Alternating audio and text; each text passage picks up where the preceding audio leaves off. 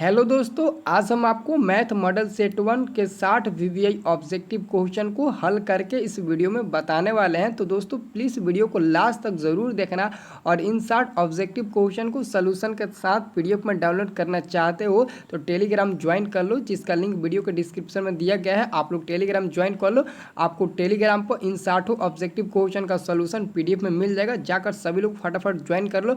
अगर आपके मोबाइल में टेलीग्राम एप्लीकेशन नहीं है तो प्ले स्टोर से डाउनलोड कर लीजिए और हमारे साथ टेलीग्राम के साथ जुड़ जाइए दोस्तों।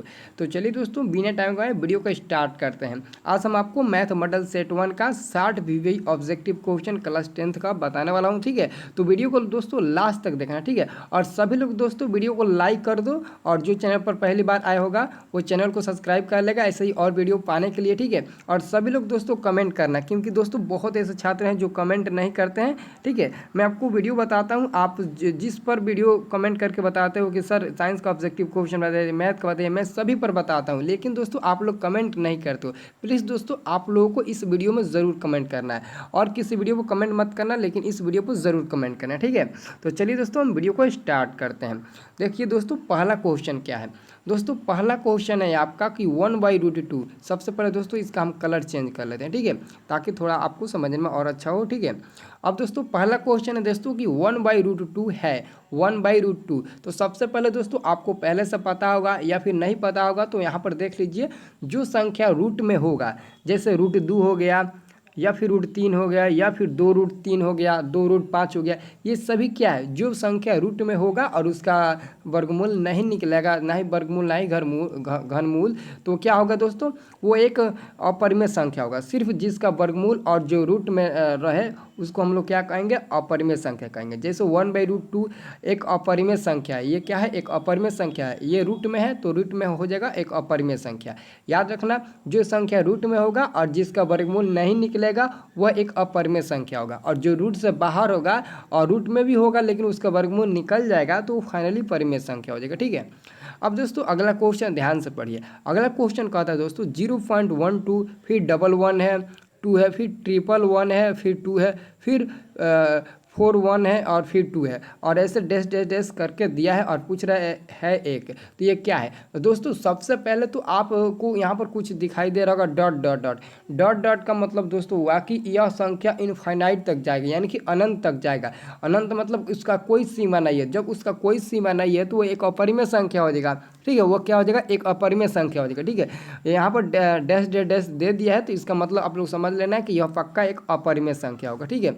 क्या होगा दोस्तों, ये पक्का एक अपरिमेय संख्या होगा। अब दोस्तों क्वेश्चन नंबर 3 वैसे ही कह रहा है, यहाँ पर भी डॉट डॉट है तो इसका भी मतलब आप लोग समझ लेना कि यह एक अपरिमेय संख्या है, तो इसका आंसर हो जाएगा सी नंबर, ठीक है, याद कर लेना।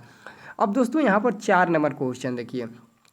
4 नंबर क्वेश्चन कहता है कि निम्नलिखित में कौन परिमेय संख्या है। निम्नलिखित में कौन परिमेय संख्या है। तो दोस्तों मैं आपको अभी बताया कि कौन परिमेय संख्या कौन अपरिमेय संख्या। अगर कोई भी संख्या रूट में रहता है और उसका वर्गमूल नहीं निकलता है या फिर, तो वो क्या हो जाएगा, अपरिमेय संख्या हो जाएगा, ठीक है।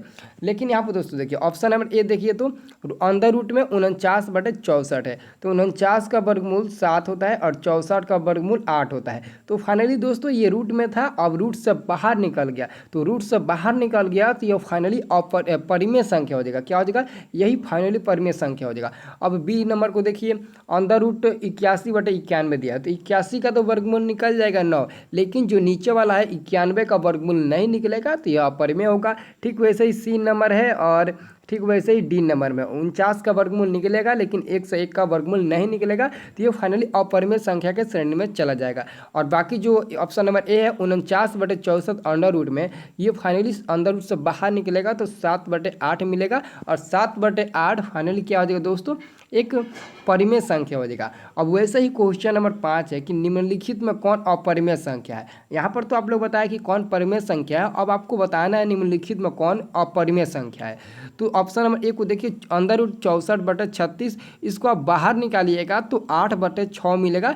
8/6 जो एक अंदर रूट से बाहर है तो ये परिमेय संख्या हो जाएगा, ठीक है। लेकिन हमको अपरिमेय चूज़ करना है।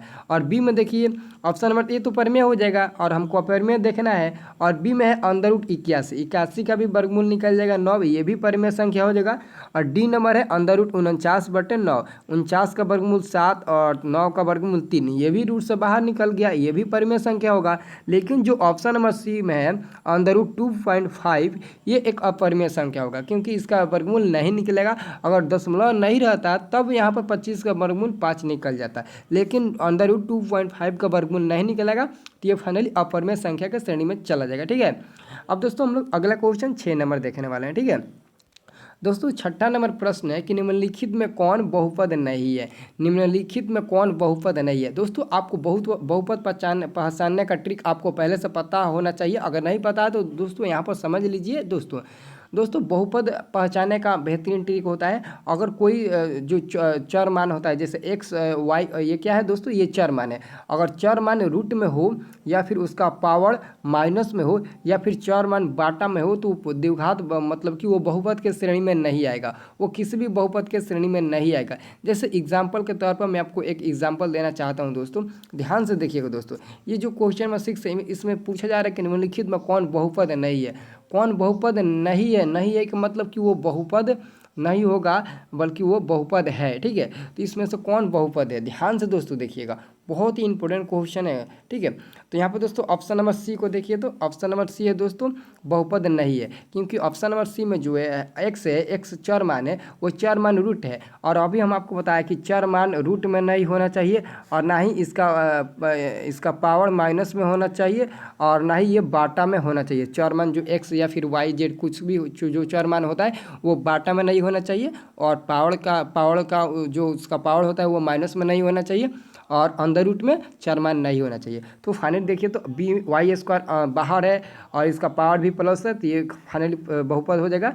और डी नंबर में भी है, ये एक्स का मान ना ही रूट में है, ना ही माइनस में है, ना ही बाटा में, ये भी फाइनली हो जाएगा। और -7 है, ये भी फाइनली बहुपद की श्रेणी में चला जाएगा। ठीक है, लेकिन दोस्तों ऑप्शन में जो सी है उसमें एक्स जो चर मान है वो अंदर रूट में है, तो अंदर रूट में है तो फाइनली ये बहुपद नहीं होगा, तो हम लोग इसी पर टिक लगेंगे। ठीक है, तो उम्मीद करते हैं दोस्तों ये आपको समझ में आ गया होगा। ठीक है, तो हम लोग अब आगे बढ़ते हैं दोस्तों। समझ में दोस्तों आएगा तो बोलिएगा, अगर नहीं समझ में आएगा तो कमेंट करके हमें बताते रहिएगा दोस्तों।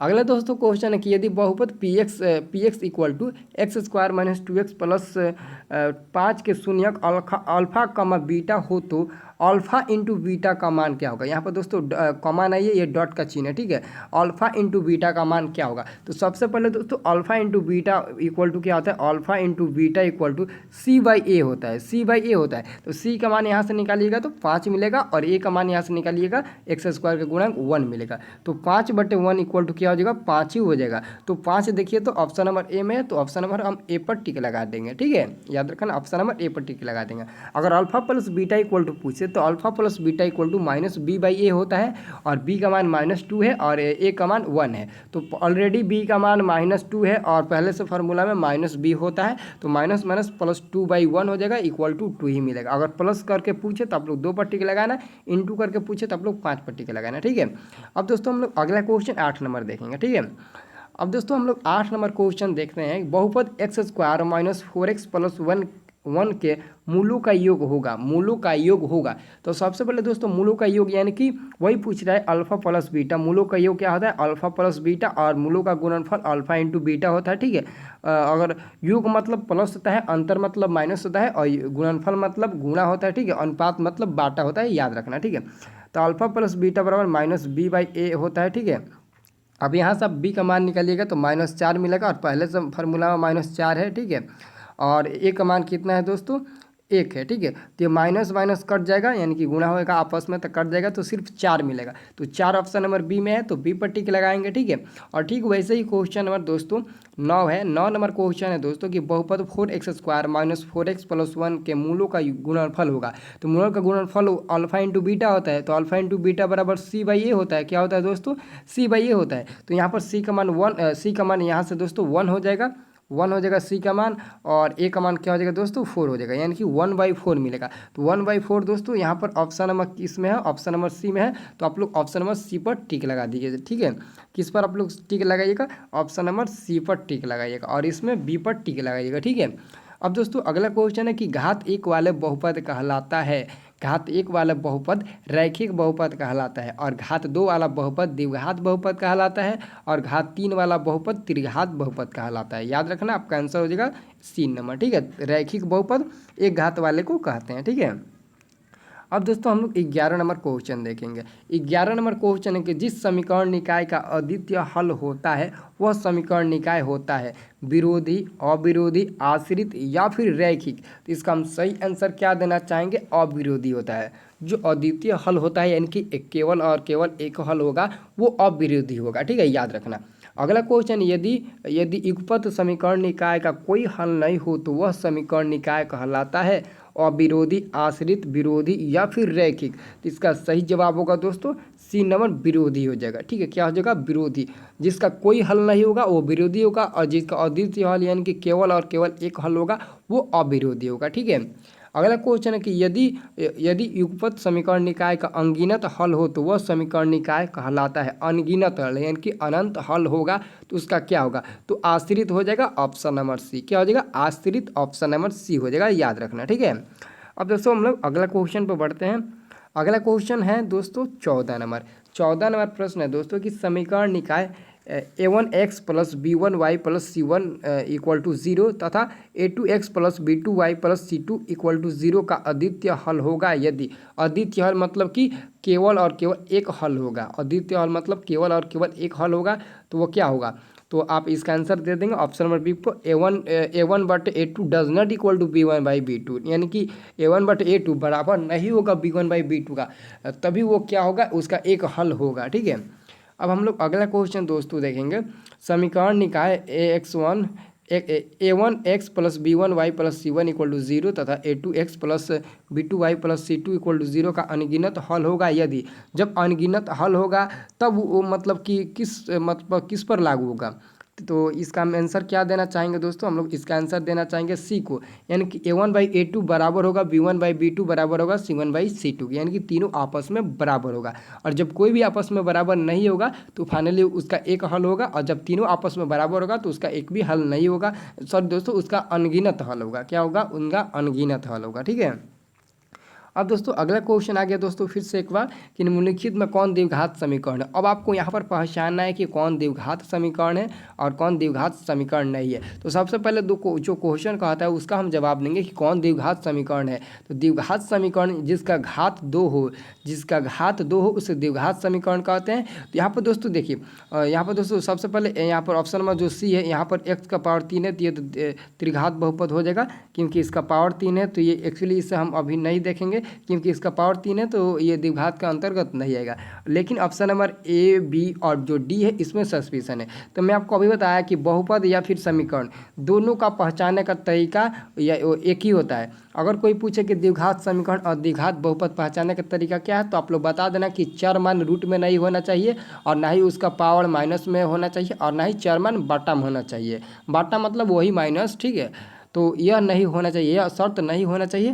तो अगर होगा तो द्विघात समीकरण ना ही द्विघात बहुपद होगा, अगर नहीं होगा तो द्विघात बहुपद कहेगा तो द्विघात बहुपद होगा, समीकरण कहेगा तो समीकरण होगा, ठीक है।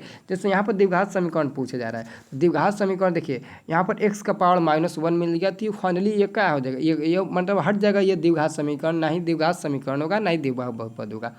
तो अब यहाँ पर देखिए, यहाँ पर भी जो x है चर मान वो बाटा में चला आएगा, तो बाटा में चला, यहाँ पर बाटा में आ गया तो ये भी नहीं होगा द्विघात समीकरण। और जो ऑप्शन नंबर ए में है x plus 1/x equal to 2, ये द्विघात समीकरण होगा। क्यों? यहाँ पर भी तो आप लोग सोचते होंगे कि 1/x जो है चर मान वो बाटा में है। नहीं दोस्तों, आपको इससे गुणा करना है, आपको इससे गुणा करना है x², तिरछा तिरछी गुणा करिएगा तो x² plus 1 equal to 2x मिलेगा। तो ये फाइनली दोस्तों देख लीजिए, अब कहीं बाटा नहीं है, ना ही x का मान माइनस है, रूट है और ना ही बाटा में है, ठीक है। अब इसको भी चाहते हो तो आप गुणा कर सकते हो ऑप्शन नंबर डी को, लेकिन आप गुणा करिएगा x² में x है तो 3x³ मिल जाएगा, तो q त्रिघात समीकरण में चला जाएगा। लेकिन हमको द्विघात समीकरण देखना है तो फाइनली आपका आंसर ए नंबर हो जाएगा, ठीक है। उम्मीद करते हैं आपको ये बहुत अच्छी तरीके से समझ में आया होगा, ठीक है।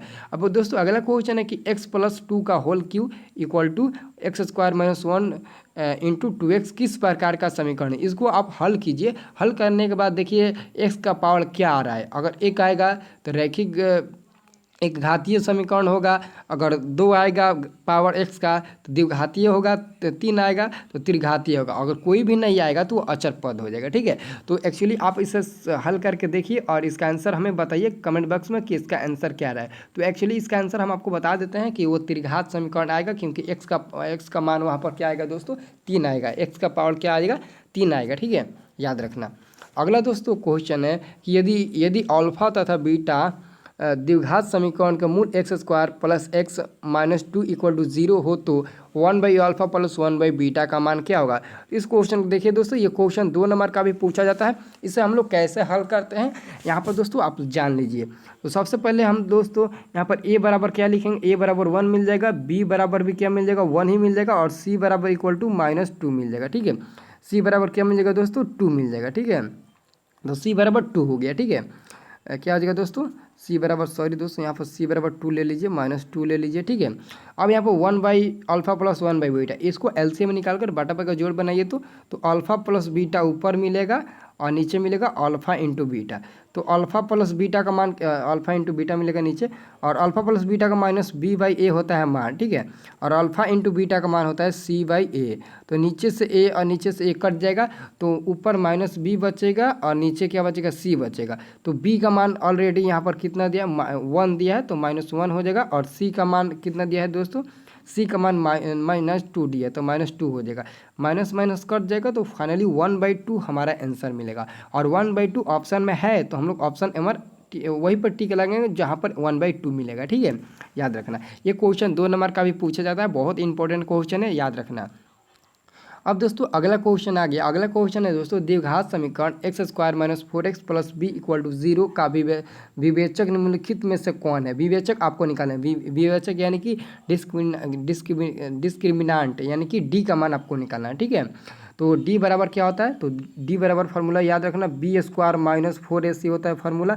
तो इस फार्मूला पर रखकर बनाइए तो कितना आ रहा है मान, सबसे पहले b का मान कितना है, -4 है, तो -4 का स्क्वायर 16 हो जाएगा। ठीक है, -4 का स्क्वायर 16 हो जाएगा, और -4 है तो 4, a का मान है 1, तो 1 में गुणा करेंगे 1 ही मिलेगा, और c का मान क्या है दोस्तों, b है, तो 4b हो जाएगा।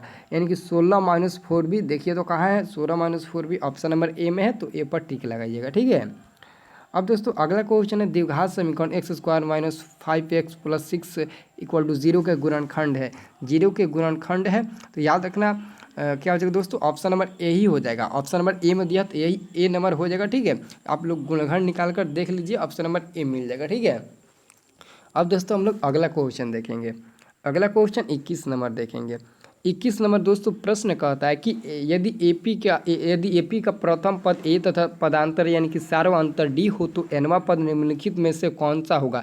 तो a + n - 1 × d जहाँ पर भी होगा आप उस पर टिक लगा दीजिएगा। तो ऑप्शन नंबर बी में है a + n - 1 × d, तो हम लोग ऑप्शन नंबर बी पर टिक लगाएंगे। ठीक है, अब दोस्तों यहाँ पर 22 नंबर, 23 नंबर, 24 नंबर, इन 3 प्रश्नों में से एक प्रश्न हम आपको बताएंगे और बाकी 3 प्रश्न आपको हल करना है। ठीक है, तो 22 नंबर प्रश्न है दोस्तों, तीनों प्रश्न एक ही जैसा है। ठीक है, सिर्फ अंक बदला है।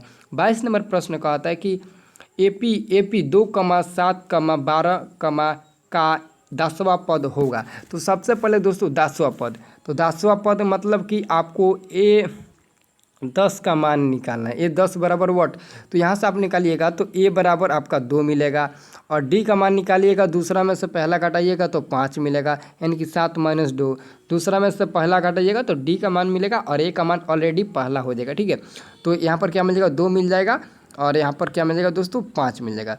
तो आप आसानी से ए 10 का मान निकाल सकते हैं। ए 10 बराबर क्या हो जाएगा, ये फार्मूला क्या आता है दोस्तों, इसी फार्मूला पर आप बैठाइएगा, जो ऑप्शन नंबर ये बी है इसी फार्मूला पर बैठाइएगा। ठीक है ना, तो इसी फार्मूला पर आप बैठाइए। तो दोस्तों ए 10 का मान निकालना है, तो सबसे पहले ए का मान क्या हो जाएगा, यहाँ से ए का मान 2 हो जाएगा, तो 2 + n का मान कितना हो जाएगा, ए 10 निकालना है तो n का मान 10 हो जाएगा, और यहाँ पर ए 30 निकालिएगा तो n का मान 30 हो जाएगा। ए 11 का मान निकालिएगा तो ए 11 का मान, n का मान क्या हो जाएगा, 11 हो जाएगा। तो 10 - 1 × d का मान 5 निकाले हैं, तो 2 + 9 = 45। ठीक है, 10 में से घटेगा 5, 5 में 9 मिलेगा, 10 में से घटेगा 9 मिलेगा, 9 में 5 से गुणा करेंगे 45, 45 में 2 जोड़ेंगे तो 47 मिलेगा। और 47 दोस्तों फाइनली यहाँ पर ऑप्शन नंबर सी में दिया गया है, तो हम लोग क्यों ना ऑप्शन नंबर सी पर टिक लगाएं, क्योंकि ऑप्शन नंबर सी में 47 दिया गया है। ठीक है, अब वैसे ही आपको 23 नंबर, 24 नंबर, आपको मतलब कि बना लेना है, ठीक है। लेकिन इसका आंसर हम आपको बता देते हैं कि 23 और 24 का आंसर क्या होगा, ठीक है।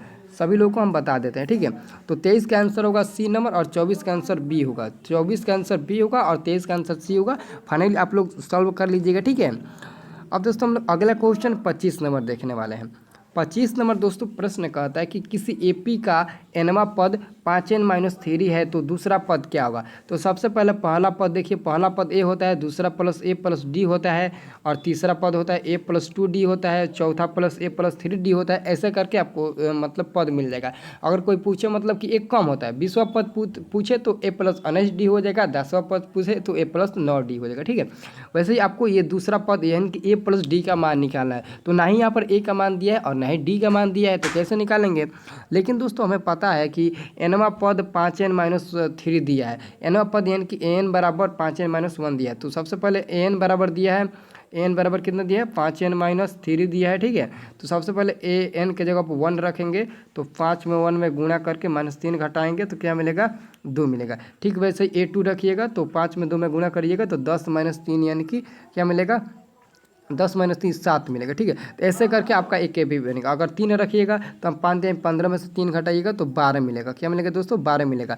तो क्या मिलेगा 2 7 12। तो एक एपी बन गया कि नहीं बन गया दोस्तों, क्या बन गया 2 7 12। ऐसे करके ये क्या दोस्तों बन गया, ये एक एपी बन गया। तो एपी बन गया तो यहाँ से आप लोग पहला पद ए हो जाएगा, ए बराबर 2 हो जाएगा और डी का मान आप लोग निकाल ही सकते हो दूसरा में से पहला घटाकर। तो 7 में से 2 घटाइएगा तो 5 मिल जाएगा और ए और डी का मान निकल गया तो आप फाइनली ए प्लस डी यानी कि दूसरा पद निकाल सकते हो। तो दूसरा पद क्या हो जाएगा ए प्लस डी हो जाएगा, ए प्लस डी हो जाएगा। तो ए का मान 2 निकाले हैं और डी का मान 5 निकाले हैं, दोनों को ऐड कीजिएगा तो 7 मिलेगा। और 7 ऑप्शन नंबर सी में दिया है तो हम लोग ऑप्शन नंबर सी पर टिक लगाएंगे, ठीक है। अब दोस्तों अगला क्वेश्चन हम देखते हैं। अगला क्वेश्चन दोस्तों एक क्वेश्चन हम आपको बताएंगे और दूसरा क्वेश्चन का आंसर आप फटाक से दे सकते हैं। क्वेश्चन नंबर 26 है दोस्तों कि त्रिभुज ABC में DE समांतर BC यदि AD बराबर 2 सेंटीमीटर और BD बराबर 6 सेंटीमीटर तथा AE बराबर 3 सेंटीमीटर हो तो AC का मान क्या होगा, AC का मान क्या होगा। तो एक्चुअली दोस्तों आप लोग समझिए, यहाँ पर बहुत ही इंपॉर्टेंट क्वेश्चन है। ये एक त्रिभुज है, ये एक त्रिभुज है, ए है, बी है और ये सी है और ये डी और ई, डी समांतर बी सी। डी समांतर बी सी में क्या होता है दोस्तों, ए बी जो ए डी होता है दोस्तों, ये जो ए डी है, ये ए डी है, ए डी बटे क्या हो जाता है दोस्तों बी डी हो जाता है, ए डी बटे बी डी। और ये इक्वल टू में क्या हो जाता है ए ई बटे इसी में हो जाता है, ए ई बटे इसी में हो जाता है। तो ए डी का मान 2 दिया है और बी डी का मान कितना दिया है दोस्तों 6 दिया है। तो 2/6 इक्वल टू ए का मान कितना दिया है 3 दिया है और आपको इसी का मान निकालना है, इसी का मान आपको निकालना है, ठीक है। तो आप लोग इसी का मान निकाल सकते हो आसानी से। क्या मिल जाएगा आपका, मिल जाएगा 2/6 इक्वल टू 3/इसी, 3/इसी। तो ये क्या हो जाएगा 2/3 6 3 बार में कट जाएगा और इसी बराबर 3 तरीका क्या मिल जाएगा दोस्तों 9 मिल जाएगा। तो ये ऑप्शन नंबर बी हो जाएगा, ठीक है। अब देखिए 27 नंबर का तो आंसर आप लोग बिना पूछे ऑप्शन नंबर सी पर टिक लगा दो, क्योंकि क्वेश्चन कह रहा है कि त्रिभुज ABC में DE समांतर BC तथा AD बटे DB बराबर 2/3 तो AE बटे इसी का मान क्या होगा। तो आप लोग तो जानते ही होंगे कि AD बटे DB बराबर AE बटे इसी होता है, तो जितना ये होगा उतना ही ये भी होगा, ठीक है। तो 2/3 है तो ये भी 2/3 मिल जाएगा। और वैसे ही क्वेश्चन नंबर 28 को आपको हल करना है। त्रिभुज ABC में DE समांतर BC यदि AD बराबर x, BD बराबर x-2 और AE बराबर x+2 एवं EC बराबर x-1 हो तो x का मान निकालना है। तो सबसे पहले आप ऐसे करिएगा x/x-2 इक्वल टू में क्या लिखिएगा फिर x+2 लिखिएगा और बाटा में क्या हो जाएगा x-1 हो जाएगा। आप इसको तिरछी गुणा करके x का मान निकालिए और ऑप्शन में देखिए कि क्या है। तो ऑप्शन में फाइनली दोस्तों क्या है, ऑप्शन में मैं आपको बता देता हूँ। ऑप्शन आपका ए मिल जाएगा, 2 मान मिलेगा x का, आप लोग सॉल्व करके देख लीजिएगा, ठीक है। 2 मान मिलेगा, ठीक है। अब दोस्तों हम लोग आ गए त्रिभुज के जो क्षेत्रफल होता है उस पर आधारित प्रश्न है। अगला क्वेश्चन है कि दो समरूप त्रिभुजों की भुजाएं 4:9 के अनुपात में है तो इन त्रिभुजों के क्षेत्रफल का अनुपात क्या होगा। दोस्तों आप लोग एक बात को ध्यान देना, अगर क्वेश्चन में भुजा का अनुपात दिया होगा तो उसका स्क्वायर कर देना, ठीक है, उसका स्क्वायर कर देना। अगर आपको मतलब कि क्वेश्चन में त्रिभुज का क्षेत्रफल दिया होगा तो उसका मतलब कि भुजा पूछेगा तो आप उसको अंदर रूट में कर दीजिएगा। तो यहाँ पर दोस्तों सिंपली त्रिभुज की जो भुजाएँ दिया है और आपका क्षेत्रफल का अनुपात पूछा जा रहा है, तो भुजा दिया है तो भुजा का अनुपात 4 का स्क्वायर 16 और 9 का स्क्वायर 81 कर देंगे, तो फाइनली 16:81 मिलेगा। 16:81 देखिए तो कहाँ है दोस्तों, तो 16:81 ऑप्शन नंबर डी ही में होना चाहिए। लेकिन दोस्तों यहाँ पर ऑप्शन नंबर डी में यहाँ पर दोस्तों 91 दिया, तो 91 जगह पर आपका 81 होना चाहिए, 81 होना चाहिए 91 जगह पर, लेकिन मिस प्रिंट कर दिया, ठीक है ना। तो यहाँ पर याद रखिएगा 16:81 ही होगा, ठीक है, 16:81 ही होगा, आप लोग याद रखना। अगला क्वेश्चन है दोस्तों कि त्रिभुज ABC और त्रिभुज BDE दो समबाहु त्रिभुज इस प्रकार है कि डी भुजा BC का मध्य बिंदु है, तो त्रिभुज ABC और त्रिभुज BDE के क्षेत्रफल का अनुपात है। काफ़ी इंपॉर्टेंट क्वेश्चन है, मैं आपको फिगर से समझा देता हूँ, ठीक है। फिगर बनाकर कह रहा है कि त्रिभुज ABC, तो एक त्रिभुज है ABC त्रिभुज है, ठीक है, ये A हो गया, ठीक है, और ये B हो गया, और ये दोस्तों क्या हो जाएगा सी हो जाएगा, ठीक है, ये क्या हो जाएगा सी नंबर हो जाएगा, ठीक है। अब कह रहा है त्रिभुज BD, तो और डी भुजा BC का मध्य बिंदु है, तो यहाँ पर दोस्तों डी है जो BC का मध्य बिंदु है, तो क्या हो जाएगा BDE। एक और दोस्तों यहाँ पर है, एक और BDE एक और दोस्तों यहाँ पर DE एक और है दोस्तों। यहाँ पर एक बार फिर से फिगर को एक बार फिर से देखते हैं, क्योंकि यहाँ पर फिगर दोस्तों गलती हो गया। क्या हो जाएगा दोस्तों, ये फिगर सही था, एक फिगर ये हो जाएगा और ये क्या हो जाएगा A हो जाएगा, B हो जाएगा, C हो जाएगा, और ये D मध्य बिंदु हो जाएगा। ठीक वैसे ही एक और फिगर बनेगा दोस्तों, A हो जाएगा, B हो जाएगा, और ये C हो जाएगा, और ये E हो जाएगा। तो वही क्वेश्चन पूछ रहा है दोस्तों, कि त्रिभुज ABC और त्रिभुज BDE दो समबाहु त्रिभुज इस प्रकार है कि डी भुजा BC का मध्य बिंदु है, तो त्रिभुज ABC और त्रिभुज BDE के क्षेत्रफल का अनुपात क्या होगा। तो इसका आंसर सिंपली दोस्तों सी नंबर होगा 4:1, ठीक है, क्या हो जाएगा 4:1, ऑप्शन नंबर सी हो जाएगा, ठीक है। अब दोस्तों अगला क्वेश्चन है कि बिंदुओं -10,6 तथा 6, -10 को मिलाने वाली रेखाखंड का मध्य बिंदु का नियामक है। तो मध्य बिंदु का नियामक निकालने के लिए बेहतरीन ट्रिक दोस्तों, इसका पहला जोड़कर 2 से भाग दीजिए, तो -10 प्लस 6 को जोड़िएगा तो -4/2 मिलेगा, 2 से भाग दीजिएगा तो -2 मिलेगा, ठीक है, सिंपली। अब दोस्तों इसका दूसरा जोड़कर 2 से भाग दीजिएगा तो इसका भी मान -2 मिलेगा, यानी कि -2, आपका आंसर होगा जो ऑप्शन नंबर डी में दिया गया है, ठीक है। तो आप लोग डी पर टिक लगाइएगा, ठीक है। अब दोस्तों हम लोग अगला क्वेश्चन पर चलते हैं। अगला क्वेश्चन है दोस्तों कि बिंदु -5,7 और -1,3 के बीच की दूरी क्या होगा। आपको दूरी सूत्र का फॉर्मूला याद होगा तो आप लोग इसका आंसर बता सकते हो कि ये क्वेश्चन जो है दूरी सूत्र के फॉर्मूला पर बनेगा। तो दूरी सूत्र का फॉर्मूला क्या होता है, तो याद रखना दूरी सूत्र का फॉर्मूला x1 - x2 का whole square plus y1 - y2 का होल स्क्वायर, या x2 - x1 का whole square plus y2 - y1 का होल स्क्वायर, ठीक है। तो आप किसी भी फॉर्मूला पर रखिएगा तो आपका आंसर मिल जाएगा ऑप्शन नंबर सी, ठीक है, आंसर मिलेगा 4√2। और एक और क्वेश्चन है दोस्तों उसी पर आधारित, बिंदु इतना और इतना के बीच की दूरी आपको निकालना है, तो इसका भी मान आप लोग निकाल दीजिएगा, ठीक है, इसको भी आप लोग सोल्यूशन कर लीजिएगा तो इसका आंसर मिलेगा 4√2, इसका भी आंसर मिलेगा, ठीक है, इसका भी फाइनली दोस्तों क्या आंसर मिलेगा 4√2 ये मिलेगा, ठीक है। तो याद रखना इसका आंसर क्या हो जाएगा दोस्तों 4√2, 33 का सही आंसर हो जाएगा, ठीक है। अब दोस्तों हम अगला क्वेश्चन क्या देखेंगे, अगला क्वेश्चन 34 नंबर देखेंगे, ठीक है। 34 नंबर दोस्तों प्रश्न है कि बिंदु 4, -5 की दूरी मूल बिंदु से क्या होगा। तो मूल बिंदु किसी भी बिंदु की दूरी मूल बिंदु से क्या होता है, अंदर में x² + y², 4 का स्क्वायर 16, 5 का स्क्वायर 25, दोनों को आपस में ऐड कीजिएगा तो अंदर 41 मिल जाएगा, ठीक है, याद रखना। अब दोस्तों अगला क्वेश्चन है बिंदु इतना और इतना के बीच की दूरी ज्ञात करें। इसका भी आपको दूरी सूत्र का फॉर्मूला यूज़ करके बनाना है कि दूरी सूत्र का फॉर्मूला यूज़ करके इसका आंसर आपको बताना है। तो इसका भी आंसर मिलेगा 2√2 मिलेगा, 2√2 इकाई ऑप्शन नंबर ए मिलेगा, ठीक है, याद रखना। क्वेश्चन नंबर 35 का सही जवाब हो जाएगा ए नंबर, ठीक है। अब दोस्तों हम लोग अगला क्वेश्चन देखेंगे 36 नंबर। 36 नंबर प्रश्न है कि यदि tan a बराबर 8/15 जहाँ a का मान 0 या 0 से बड़ा और 0 से बड़ा और 90 से छोटा, a का मान 0 से बड़ा और 90 से छोटा, तो साइन a का मान है, तो साइन a का मान है। तो सबसे बड़ा tan बराबर क्या होता है, tan a बराबर p/b होता है। p/b यानी कि h नहीं है तो h का मान आप लोग निकाल लीजिएगा। h का फार्मूला होता है अंदर रूट में p² + b²। तो फार्मूला पर अगर निकालिएगा तो h का मान मिल जाएगा। और साइन a बराबर p/h होता है, साइन a बराबर p/h होता है। तो p का मान ऑलरेडी 8 दिया है और h का मान निकालिएगा तो शायद कहीं 17 मिलेगा, तो 8/17 मिल जाएगा। तो जो ऑप्शन नंबर बी में दिया है तो आप लोग का आंसर भी ऑप्शन नंबर बी हो जाएगा। ठीक है, अब अगला क्वेश्चन है tan 60 का मान है। तो tan 60 का मान क्या होता है, √3 होता है, याद रखना। ठीक है, अब दोस्तों अगला क्वेश्चन है tan π/2 का मान है। पाई/2 का मतलब पाई का मान कितना, 180। 180 को 2 से भाग दीजिएगा तो कितना मिलेगा, 90 मिलेगा। तो tan 90 का मान क्या होता है, तो tan 90 का मान इनफाइनाइट होता है। तो ऑप्शन नंबर आप लोग डी पर टिक लगा दीजिएगा। अगला क्वेश्चन है sin π/4 - cos π/4 का मान क्या होगा। तो sin π/4 का मान होता है 1/√2 और माइनस cos π/4 का भी मान होता है 1/√2। तो दोनों एक प्लस में होगा एक माइनस में होगा तो कट जाएगा। तो सिंपली क्या मिलेगा दोस्तों, 0 मिल जाएगा। यानी कि sin π/4 का मान होता है 1/√2, इसका भी मान होता है 1/√2। तो ये कटेगा तो क्या मिलेगा दोस्तों, फाइनली 0 मिलेगा। ठीक है, अब दोस्तों अगला क्वेश्चन sec² θ - 1 का मान है। sec² θ - 1 का मान है तो tan² हो जाएगा। और पूछे अर्धवृत्त का कोण होता है, तो अर्धवृत्त का कोण कितने छात्र ऑप्शन नंबर बी पर टिक लगाएंगे। एक्चुअली दोस्तों 90% लोग मतलब छात्र ऑप्शन नंबर बी पर ही टिक लगाएंगे, क्योंकि दोस्तों जानते हैं कि वृत्त का जो कोण होता है, ये वृत्त है और इसका कोण पूरा होता है 360 डिग्री। तो अर्धवृत्त का उसका आधा हो जाएगा, 2 से भाग दे देंगे तो आधा मिल जाएगा। नहीं दोस्तों, इसका जो कोण बनता है वो यहाँ पर लंब खींचकर यहाँ पर कोण बनता है। जैसे ये वृत्त हो गया, पूरा वृत्त का कोण 360 हो गया।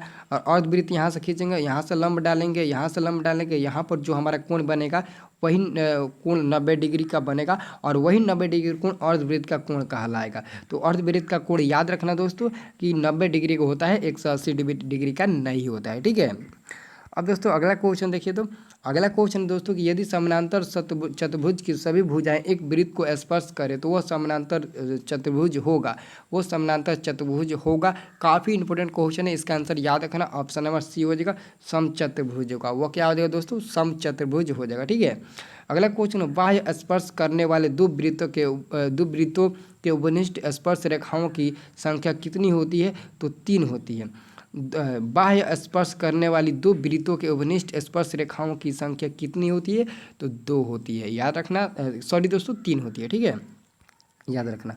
अब अगला क्वेश्चन हम लोग दोस्तों 44 नंबर देखने वाले हैं। 44 नंबर प्रश्न है दोस्तों कि वृत्त का केंद्र O है। ये वृत्त का केंद्र O है।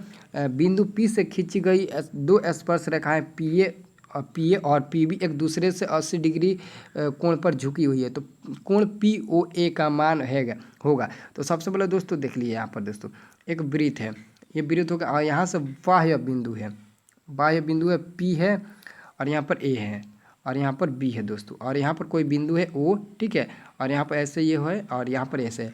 और कह रहा है दोस्तों P और PB एक दूसरे को 80 डिग्री पर झुकी हुई है, 80 डिग्री पर झुकी हुई है। ठीक है, ये 80 डिग्री हो जाएगा। अब POA का मान पूछा जा रहा है, POA यानी कि आपका POA का यानी कि इसका मान पूछा, इसका मान POA का मान पूछा जा रहा है, POA। तो बीच में कौन है, O, यानी कि इसका मान आपसे पूछा जा रहा है कि कितना डिग्री होगा। तो एक्चुअली दोस्तों मैं आपको बता देता हूँ, बहुत ही सिंपल है। यहाँ पर A पर 90 डिग्री बनेगा, B पर भी 90 डिग्री बनेगा। और सिंपली से यहाँ पर दोस्तों कितना 80 डिग्री दिया है, तो 90 90 180 और 180 में आप लोग कितना जोड़िएगा, इतना जोड़िए तो 80 जोड़िए तो, और जोड़ कर और 360 में घटा दीजिए, आपका फाइनली वो बिंदु का मतलब कि मान मिल जाएगा। तो कितना मिलेगा दोस्तों, 50 शायद में मिलना चाहिए दोस्तों। क्या मिलेगा दोस्तों, 50 मिलना चाहिए। ठीक है, आप निकाल कर देख लीजिए, 50 से मिलेगा। ठीक है, 44 का सही आंसर यही मिलेगा। ठीक है, याद रखना POA का मान निकालना है, POA। ठीक है, इसका मान आपको निकालना है, PO इसका मान निकालना है। ठीक है, इसका मान तो सिंपली इसका मान 90 है 90, इसका भी मान 90, तो 90 90 180, और 80 में आप 27 जोड़िएगा तो 260 मिलेगा। 260 क्या मिलेगा? 260 मिलेगा। तो 260 में आप क्या कीजिए दोस्तों, 260 चारों का क्या हो जाएगा? 360 होगा, और फाइनली 3 का मिल जाएगा 360, तो 260। तो 260 आप 360 में से घटाइएगा तो 100 मिलेगा, तो 100 ओ का मान होगा, लेकिन आपको POA का मान पूछा जा रहा है, तो 100 का आधा 50 हो जाएगा, यही 50 आपका मान मिल जाएगा। ठीक है, एक बार और दोस्तों इसको आप लोग समझ लीजिए। जैसे ये एक वृत्त है और वृत्त से दो स्पर्श रेखा पी स्पर्श ए बी और ए क्या बी पी ए और पी बी, दो स्पर्श रेखा आपस में बराबर है, और ये 80 डिग्री दिया है। ठीक है, और यहाँ पर कोई ओ बिंदु है। ठीक है, और यहाँ पर जो बनेगा 90 डिग्री, यहाँ पर भी 90 डिग्री बनेगा, और आपका ये मान पूछा जा रहा है कि कितना होगा। तो ये 90, ये 90, 180, 180 में आप लोग 80 जोड़िएगा तो कितना मिलेगा? 260 मिलेगा। 260 में क्या कीजिएगा आप 360 में से घटा लीजिएगा तो फाइनली इस पूरा का मिल जाएगा, पूरा का 100 मिल जाएगा। 360 में से 260 घटाइएगा तो पूरा का 100 मिल जाएगा, और हमको आधा चाहिए तो आधा उसको हाफ कर देंगे तो 50 मिल जाएगा। ठीक है, तो ऐसे आपको उम्मीद करते हैं समझ में आ गया होगा। ठीक है, अब दोस्तों अगला क्वेश्चन देखिए। अगला क्वेश्चन कहता है कि बिंदु Q से किसी वृत्त पर स्पर्श रेखा की लंबाई 24 सेमी है और केंद्र से Q की दूरी 25 सेमी है, तो वृत्त की त्रिज्या क्या होगी? तो वृत्त की त्रिज्या क्या होगी? तो जैसे एक वृत्त है और वृत्त से किसी बिंदु Q से किसी वृत्त पर, यह बिंदु है Q से किसी वृत्त पर खींची गई स्पर्श रेखा की लंबाई 24 सेमी है। तो मान लीजिए O है, इसकी कितना है लंबाई? 24 सेंटीमीटर है। ठीक है, और यहाँ पर दोस्तों ये त्रिभुज हो जाएगा, ये क्या हो जाएगा? उसका त्रिज्या हो जाएगा, और ये जो लंबाई है दोस्तों ये क्या है दोस्तों? 25 सेंटीमीटर है। 25 सेंटीमीटर है, तो इसकी त्रिज्या आपको निकालना है कि इसकी त्रिज्या क्या होगा, यानी कि आपको P का मान निकालना है। किसका मान? B का मान निकालना है। ठीक है, ये 90 डिग्री बनेगा, तो आपका वो यहाँ पर किसका मान निकालना है?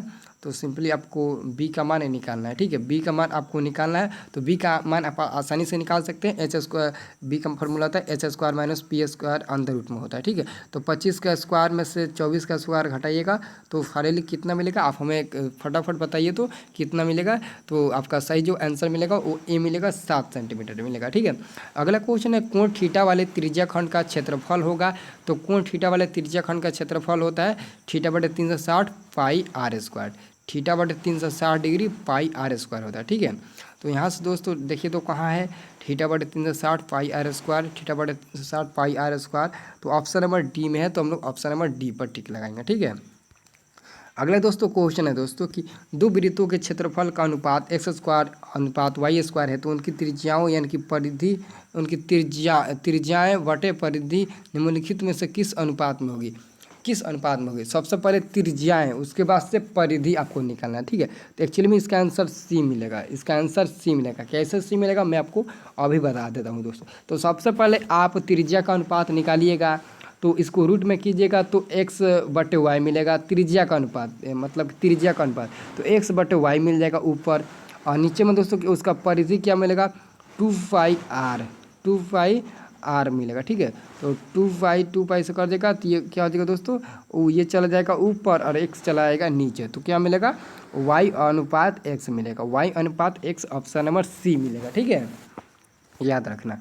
अब दोस्तों अगला क्वेश्चन है दो वृत्तों की परिधियाँ x/y के अनुपात में है, तो उनके क्षेत्रफल का अनुपात क्या होगा? तो उसका स्क्वायर कर दीजिए, उसका स्क्वायर कर दिए x² अनुपात y², फटाक से उसका आंसर मिल जाएगा। अगला क्वेश्चन दो परिधियों का अनुपात 2:3 के अनुपात में है, उनकी त्रिज्याओं का अनुपात क्या होगा? तो इसका आप लोग स्क्वायर कर दिए। जब भी मतलब क्षेत्रफल सॉरी दोस्तों, दो वृत्तों के परिधियों का अनुपात 2:3 है, तो उनकी त्रिज्याओं का अनुपात यहाँ पर पूछा जा रहा है। यहाँ पर क्षेत्रफल का अनुपात पूछा तो स्क्वायर कर दिए, लेकिन यहाँ पर त्रिज्याओं का अनुपात पूछा जा रहा है, तो त्रिज्याओं का अनुपात वही मिल जाएगा आपको। जो आंसर दिया होगा वही आपका आंसर हो जाएगा, जो मतलब क्वेश्चन दिया होगा वही आंसर होगा। ठीक है, अगला क्वेश्चन है दोस्तों कि दो वृत्तों के क्षेत्रफलों का अनुपात 4:9 है, तो उनकी त्रिज्याओं का अनुपात क्या होगा? तो इसको आप रूट में कर दीजिए। 4 का रूट 2, 9 का रूट क्या मिलेगा? 3 मिलेगा, तो 2:3 ऑलरेडी आपका आंसर हो जाएगा। ठीक है, ऑप्शन नंबर C। और यहाँ पर 3:2 भी दिया है, तो सबसे पहले 4 है, 4 का रूट 2 होगा, 4 का वर्गमूल 2 होगा। ठीक है, तो आप 2:3 रखिएगा। ठीक है, अगला क्वेश्चन है दो परमेय संख्याओं के बीच अधिकतम कितनी परमेय संख्या हो सकती है? तो अनंत। दो परमेय संख्याओं के बीच लगभग अनंत परमेय संख्या हो सकती है। ठीक है, तो आप लोग अनंत पर टिक लगाना। ठीक है, अब दोस्तों हम लोग अगला क्वेश्चन देखते हैं। अगला क्वेश्चन है 2 या 2 से अधिक अभाज्य संख्या का मौसा है। तो 2 या 2 से अधिक अभाज्य संख्या का मौसा क्या होता है दोस्तों? 1 होता है। ठीक है।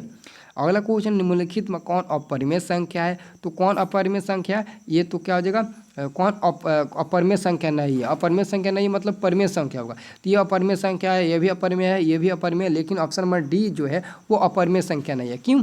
आप कटा कर देख लीजिए दोस्तों। ये 3 से कटेगा 25 बार में, अंदर रूट में रूट 3 से कटेगा 25 बार में, ये रूट 3 से कटेगा 16 बार में। ठीक है। तो 25 का वर्गमूल 5 मिलेगा, 16 का वर्गमूल 4 मिलेगा। तो 5/4 फाइनली अपरिमेय संख्या है। ठीक है। तो आपका आंसर क्या हो जाएगा? डी नंबर हो जाएगा। ठीक है।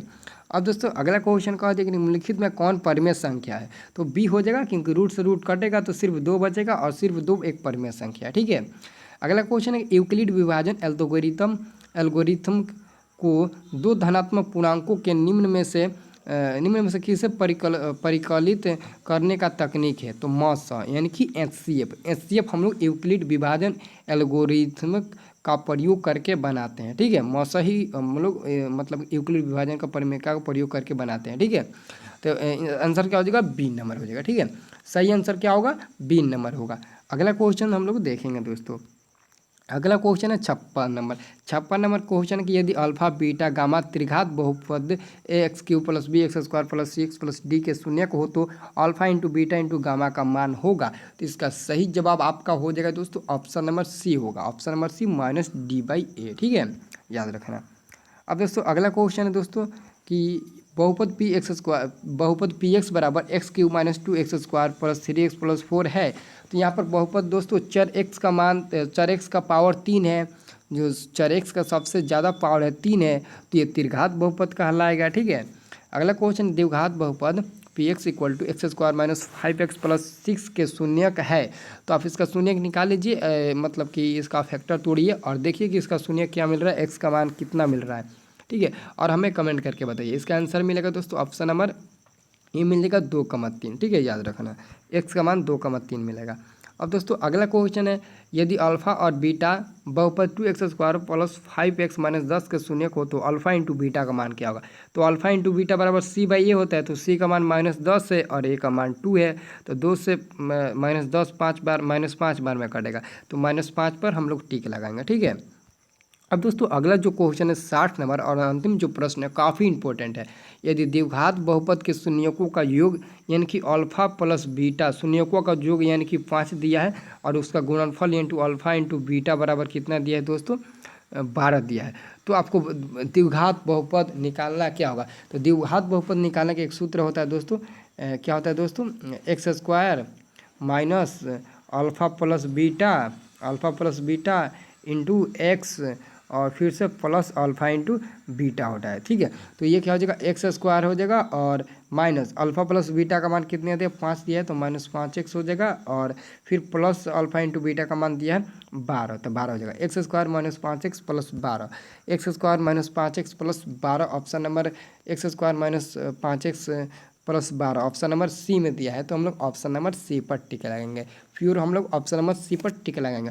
अब दोस्तों हमें कमेंट करके बताइए कि दोस्तों ये वीडियो आपको कैसा लगा, और अगर आप लोग इन सभी क्वेश्चंस को एक एक करके सॉल्यूशन के साथ पीडीएफ में डाउनलोड करना चाहते हो तो जाकर टेलीग्राम ज्वाइन करो, जिसका लिंक वीडियो के डिस्क्रिप्शन में दिया गया है। सभी लोग टेलीग्राम ज्वाइन करें, वहाँ पर हर सब्जेक्ट का सब्जेक्टिव प्लस ऑब्जेक्टिव क्वेश्चन का पीडीएफ मिलेगा। और हमारे चैनल को सब्सक्राइब भी कर लीजिएगा ऐसे ही वीडियो और पाने के लिए। ठीक है। और सभी लोग वीडियो को लाइक कीजिएगा, क्योंकि दोस्तों बहुत ऐसे कम छात्र हो जो वीडियो को लाइक नहीं करते हैं। ठीक है।